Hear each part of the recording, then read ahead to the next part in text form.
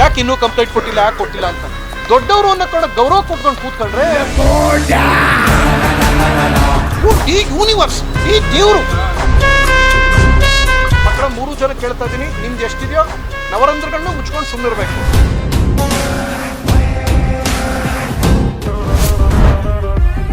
ಪ್ರಥಮ್ಗೆ ಧಮ್ಕಿ, ಯಶಸ್ವಿನಿ ಗೌಡ ಬೇಕ್ರಿ ರಘು ಜೈಲು ಪಾಲು. ಪ್ರಥಮ್ ಯಾವ ಕಿಲಾಡಿ ಅಂತ ಚುಚ್ಲಿ, ಲೇಡಿ ಡಾನ್ ಯಶಸ್ವಿನಿ ಅಂದರ್. ಪ್ರಥಮ್ ಜೀವ ಬೆದರಿಕೆ ಆರೋಪ, ಲೇಡಿ ಡಾನ್ ಯಶಸ್ವಿನಿ ಕಂಬಿ ಹಿಂದೆ. ಮಕ್ಕಳ 3 ಜನ ಕೇಳ್ತಾ ಇದೀನಿ, ನಿಮ್ದು ಎಷ್ಟಿದೆಯೋ ನವರಂಧ್ರಗಳನ್ನ ಮುಚ್ಕೊಂಡು ಸುಮ್ಮನಿರ್ಬೇಕು.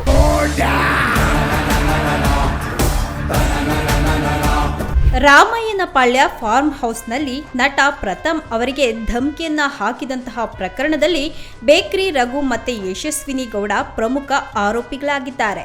ಇಷ್ಟು ದಿನ ಅವರು ಜಾಮೀನನ್ನ ಪಡೆದು ಹೊರಗಿದ್ರು. ಆದರೆ ಈಗ ಅವರ ಜಾಮೀನು ಕೂಡ ರದ್ದಾಗಿದೆ.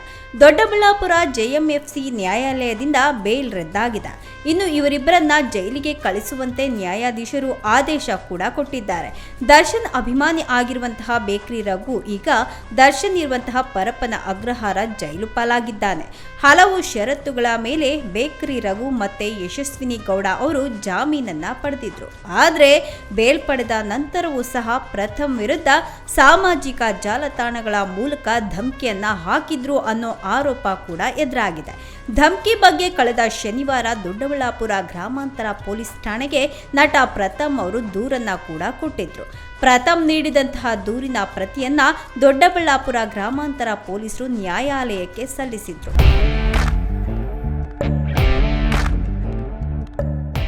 ನಿನ್ನೆ ಅರ್ಜಿ ವಿಚಾರಣೆಯನ್ನ ನಡೆಸಿದಂತಹ ನ್ಯಾಯಾಧೀಶರು ಇಬ್ಬರ ಬೇಲ್ ಕ್ಯಾನ್ಸಲ್ ಮಾಡಿದ್ದಾರೆ. ಪರಪ್ಪನ ಅಗ್ರಹಾರ ಜೈಲಿಗೆ ಶಿಫ್ಟ್ ಮಾಡುವಂತೆ ಆದೇಶ ಕೊಟ್ಟಿದ್ದಾರೆ.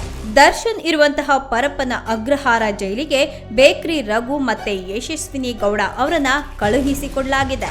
ದರ್ಶನ್ ಬಗ್ಗೆ ಪ್ರಥಮ್ ಅವರು ನೀಡಿದಂತಹ ಕೆಲವು ಹೇಳಿಕೆಗಳಿಂದ ಡಿ ಬಾಸ್ ಅಭಿಮಾನಿಗಳು ಕೂಡ ಗರಂ ಆಗಿದ್ರು.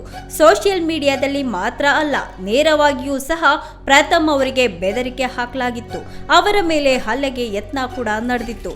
ಈ ಬಗ್ಗೆ ದರ್ಶನ್ ಯಾವುದೇ ರೀತಿಯ ಪ್ರತಿಕ್ರಿಯೆಯನ್ನ ಕೂಡ ಕೊಟ್ಟಿರಲಿಲ್ಲ. ದರ್ಶನ್ ಪ್ರತಿಕ್ರಿಯೆ ಕೊಡಬೇಕು ಅಂತ ಪ್ರಥಮ್ ಅವರು ಪಟ್ಟು ಹಿಡಿದಿದ್ರು. ಈ ಘಟನೆಯಿಂದ ನನಗೂ ಸಹ ಬೇಸರ ಆಗಿದೆ. ಆದಷ್ಟು ಕಡಿಮೆ ಮಾತನಾಡೋಣ ಅಂತ ಅಂದ್ಕೊಂಡಿದ್ದೆ. ಆದ್ರೆ ಶೀಘ್ರದಲ್ಲೇ ನಿಮ್ಮೆಲ್ಲರಿಗೂ ಸಹ ಸತ್ಯ ಗೊತ್ತಾಗಬೇಕು. ಕೋರ್ಟ್ ಕೇಸ್ ಬೆಳೆಸಬೇಕು ಅನ್ನೋದು ನನಗೇನೂ ಇಲ್ಲ. ಯಾರನ್ನೋ ಅರೆಸ್ಟ್ ಮಾಡಿಸಿ ನಾನು ಒಬ್ಬ ದೊಡ್ಡ ಮನುಷ್ಯ ಆಗಬೇಕಾಗಿಲ್ಲ. ಜೀವನದಲ್ಲಿ ನಾನು ಯಾರಿಗೂ ಸಹ ಏರು ಧ್ವನಿಯಲ್ಲಿ ಮಾತನಾಡಿಲ್ಲ. ಊರಿನಲ್ಲಿ ನಾನು ತೋಟ ನೋಡ್ಕೊಳ್ತಾ ಆರಾಮಾಗಿದ್ದೇನೆ. ಮನಸ್ಸಿಗೆ ನೆಮ್ಮದಿ ಕೂಡ ಇದೆ. ಸಿನಿಮಾ ರಿಲೀಸ್ ಆಗೋ ಸಮಯಕ್ಕೆ ಬರ್ತೇನೆ ಅಂತ ಪ್ರಥಮ್ ಅವರು ಇತ್ತೀಚೆಗೆ ಹೇಳಿಕೆಯನ್ನ ಕೊಟ್ಟಿದ್ರು. ಜೊತೆಗೆ ಈ ಬಗ್ಗೆ ಬೆಂಗಳೂರು ಗ್ರಾಮಾಂತರ ಜಿಲ್ಲಾ ಪೊಲೀಸ್ ವರಿಷ್ಠಾಧಿಕಾರಿಗಳು ನಟ ಪ್ರಥಮ್ಗೆ ಕರೆ ಮಾಡಿ ಹಲ್ಲೆ ಮಾಡಲಾಗಿದೆಯಾ ಎಂಬ ಮಾಹಿತಿಯನ್ನ ಕೂಡ ಪಡೆದುಕೊಂಡಿದ್ದಾರೆ. ಈ ವೇಳೆ ಕೇವಲ ಮಾಹಿತಿ ನೀಡಿದಂತಹ ಪ್ರಥಮ್ 2 ದಿನದೊಳಗೆ ಹೋಗಿ ದೂರನ್ನ ಕೂಡ ದಾಖಲು ಮಾಡಿದ್ರು. ಇದಾದ ನಂತರ ಪೊಲೀಸರು ಬೇಕ್ರಿ ರಘು ಮತ್ತೆ ಯಶಸ್ವಿನಿಯನ್ನ ಬಂಧಿಸಿದ್ರು. ಆದ್ರೂ ಸಹ ಜಾಮೀನಿನ ಮೇಲೆ ಹೊರಬಂದಿದ್ರು. ಷರತ್ತುಗಳನ್ನ ಪಾಲಿಸದೆ ಪುನಃ ಬಂಧನಕ್ಕೆ ಒಳಗಾಗಿದ್ದಾರೆ.